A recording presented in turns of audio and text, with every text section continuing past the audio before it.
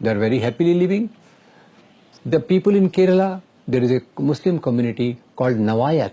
In that also we see the similar thing. Anyway, this myth has played a very dangerous role in the lives of the people, and this has tried to create divides amongst the different religious communities in India. Now the fourth myth which I want to deal with has come up more so after 9/11/2001. Now a word was popularized, Islamic terrorism, and a conception came up, something was made popular in the society that all Muslims are not terrorists, but all terrorists are Muslims. So this again is a way of looking at many of the Muslim youth, innocent of them, get caught after every act of terror. Many a times they have to be released because no concrete evidence against them can be brought up because they were hardly involved. So this type of a stereotype and myth is ruining the life of many Muslim youth. At the same time, it is becoming a sort of a ground because of which the communal divides become wider. But as such, if we see what is terrorism, terrorism is a phenomenon in which innocent people are killed for the sake of political goal of some of the people. And it did not begin with 9/11. It's an older phenomenon. Many disgruntled political groups, individuals have resorted to violence to so-called achieve their political goals. If we see in Indian context, I will like to bring to your focus some 4 or 5 examples. We all recall the first terrorist of modern India, Nathuram Godse, killed the father of nation, Mohandas Karamchand Gandhi. Godse was a Hindu. In 1984, Indira Gandhi, the then Prime Minister of the country, was killed by 2 Sikh bodyguards of hers. In 1991, Rajiv Gandhi was killed by a girl called Dhanu. Dhanu, who is a Tamil Hindu, she became a live bomb and came to kill Rajiv Gandhi. Fourth example I'll give you. In 1958, in Sri Lanka, Sri Lanka's Prime Minister S.W. Bandaranaike was killed by a Buddhist monk. And the fifth example I'll tell you is that about a Christian young man, Anders Berling Breivik. Anders Berling Breivik, he killed 86 young men guided by his political ideology, whatever he called it. So friends, first point, let's note that terrorists have not come only from any single religious community. In India, there have been examples of Ulfa and other organizations which have resorted to terror.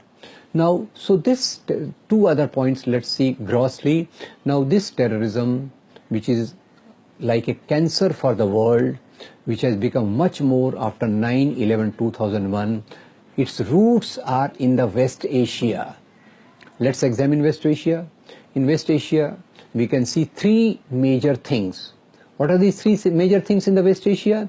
Number 1, in this area, it is a rich source of the very desirable rich mineral, liquid mineral in the world. That is black gold, petrol, oil. Number 1.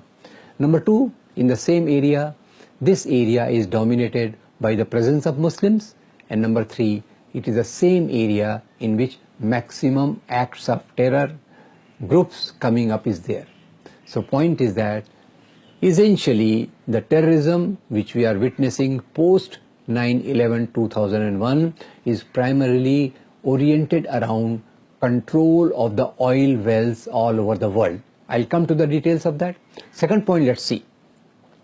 Which religious community is the biggest victim of global terror? It is not Christians, it is not Hindus, it is not Buddhists. The biggest community, biggest number which is gets killed because of the acts of terror are the Muslims. And like the way this terrorism came up, let me try to explain. It begins towards the end of the Cold War. What happens?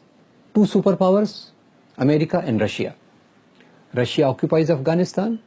America wants to counter that. But American forces are demoralized because of their experience in Vietnam. So American forces are Vietnam, we are demoralized. So what is planned?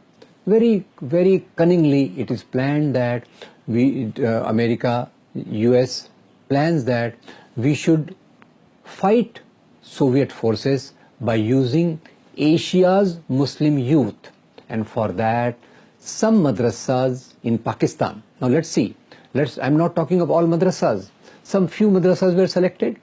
In that, Salafi version of Islam, which was based in Saudi Arabia, was brought in. America made the syllabus and richly funded these madrasas. And later on also the funding of many of the terror groups was done by that.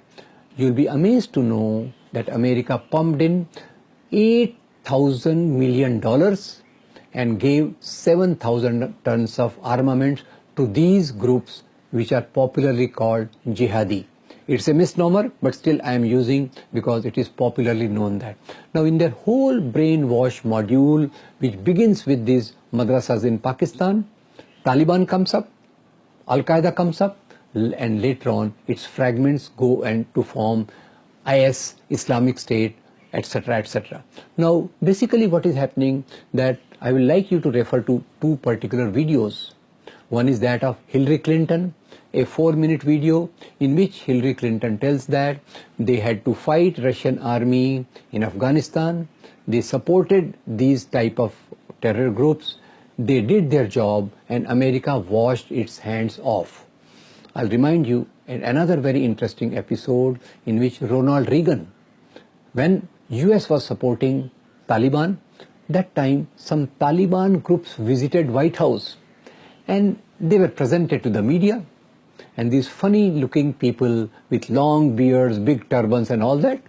The press was very amazed as to what Mr. President is doing, who are these people, and then American President Mr. Ronald Reagan introduces them and says, don't underestimate these people.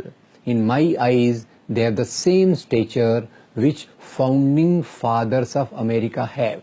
So please note that for political goals, US sowed the seeds of this dangerous cancer in that area.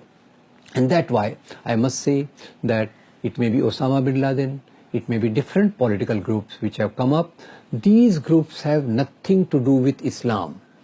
In every religion, there is a version which many groups try to distort for their political goals. And that's what this version of Islam, which was applied in the Pakistani madrasas, from where these came up, and that particular dangerous thing we are witnessing today, it has become very uncontrollable, because the way I am giving the analogy of cancer, cancer may begin in one area, but when it goes up, it spreads to all over the body, and that overall a wrong move by that is resulting in this particular damage, of which the whole world is a witness for. But this is added to the misconception.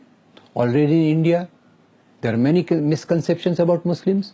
To adding to that misconception of terrorism, obviously some Muslim names are there, but today in the world there are nearly 150 crore Muslims. Now out of that, how many may be getting indoctrinated, how many may be doing that? And I must remind my friends that in India, twice, thousands of Maulanas, first they assembled in Delhi, then another set assembled in Hyderabad, and both this set of Maulanas issued a fatwa, opinion, that terrorism has nothing to do with Islam, because Islam, and they quote Quran for that. They say that Islam, in Quran chapter 5 verse 32 tells us that even if you kill a single innocent person, that is like killing the whole humanity.